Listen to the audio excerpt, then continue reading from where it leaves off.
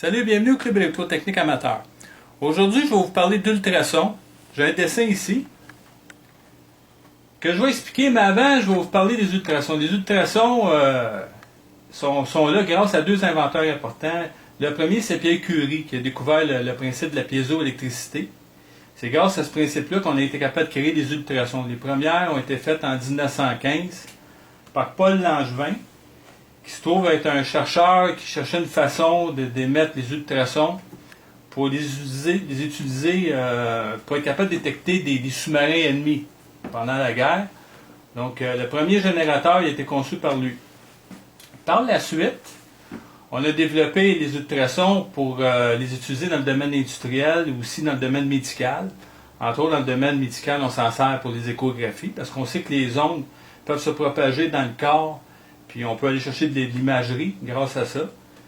On sait qu'un onde ultrason, c'est un onde mécanique élastique. Qu'est-ce que je veux dire? C'est que c'est un onde qui va se propager si vous avez de l'air, un fluide, un gaz. Ça prend quelque chose pour l'accrocher. Ça ne peut pas se transmettre dans l'espace. C'est un onde, dans le fond, qui est sonique. Les ondes ultrasons, on peut les générer de 16 kHz à 10 MHz. Et on peut les utiliser dans le domaine industriel pour être capable de modifier des structures mécaniques, de nettoyer des pièces par des bains d'ultrasoniques. Dans le médical, mais il y a les échographies et tout ça, et d'autres applications aussi. Donc moi aujourd'hui, qu'est-ce que je vais faire? C'est que je vais en créer un générateur ultrason. Puis aussi, on va avoir un récepteur ultrason. Ça va être avec des piézoélectriques. Un qui va être transmetteur, puis l'autre qui va être récepteur. Le piézoélectrique, dans le fond, c'est un cristal, c'est un cristaux qui va vibrer si on applique une variation de tension à ses bornes. Entre autres, le principe du piézoélectrique, c'est un cristaux avec deux plaques métalliques de chaque bord, puis si on applique une variation alternative dessus, ça va vibrer à la fréquence. C'est le principe. Donc, la fréquence va être une vibration mécanique qui va générer l'onde qui va être directionnelle, l'onde ultrasonique. Donc, ici, si on regarde le schéma, le générateur va être conçu tout simplement avec un 555, un oscillateur d'onde carrée qui va activer un transistor, un 2N2222, qui par le fait même va activer l'ultrason, le piézo. C'est un modèle PRO40ST160. C'est facile à avoir sur Internet.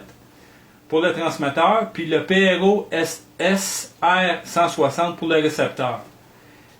Ces piézos-là vont vibrer sur une fréquence de 40 kHz. Donc, c'est important d'ajuster le 555 à 40 kHz à partir de la résistance de 5K, qui est en série avec la 10K. On l'ajuste pour avoir une oscillation de 40 kHz. Le condensateur qui va générer l'oscillation, c'est un 0.0011 micro. Donc, en ajustant avec un fréquence-mètre, vous devriez être capable d'ajuster à 40K. Une fois ça, c'est fait. Si on passe au récepteur, le récepteur qui est conçu avec 3 transistors, 2 NPN puis 1 PNP. Il y a aussi un relais. Qu'est-ce qu'on va faire? C'est qu'on va détecter l'onde par le piézo, puis on va l'amplifier par le premier étage, qui est conçu avec le NPN qui est ici. Une résistance de 560 et 2K2 pour faire le circuit d'amplification. Après ça, on va prendre les variations captées, 40 kHz. On va les passer dans le condensateur qui va venir les transmettre, puis on va faire une moyenne grâce au diode, au jeu de diode, on va faire une moyenne DC ici.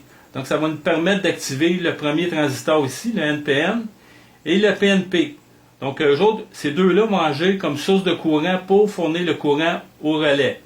Le relais, pour l'activer, pour amorcer la sécurité, on doit peser dessus. En pesant dessus, si l'onde est là, vous allez avoir automatiquement un latch qui va se faire. Puis notre zone de protection va être faite.